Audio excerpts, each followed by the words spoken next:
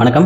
இன்னைக்கு நம்ம என்ன படத்தை பத்தி பார்க்க போறோம்னா, நம்ம விதாத் அவர்கள் நடிச்சு கஜேந்திரன் இயக்கிய மருதம் அப்படின்ற படத்தை தான் பார்க்க போறோம். சோ மருதம் அப்படின்ற படத்துக்கு ஏற்ற மாதிரியே பாத்தீங்கன்னா, வயலும் வயல் சார்ந்த இடமும் ஒரு விவசாயி படுற கஷ்டத்தை அவருடைய அறியாமையை பயன்படுத்தி இந்த கார்பரேட்டும் சரி, கார்பரேட் ஸ்கூல் கார்மெண்ட் ஸ்கூல்ஸா இருக்கட்டும், பிளஸ் வந்து நம்ம வங்கிகளா இருக்கட்டும், இவங்கெல்லாம் வந்து எப்படி அவங்கள வந்து அவங்களோட அறியாமையை பயன்படுத்தி அவங்களோட நிலத்தை அபகரிக்கிறாங்க. இந்த பத்தின ஒரு கதை தான் இந்த கதை. ஒரு விவசாயியோட ஒரு வாழ்வியல் சொல்ற ஒரு கதை தான் இந்த கதை.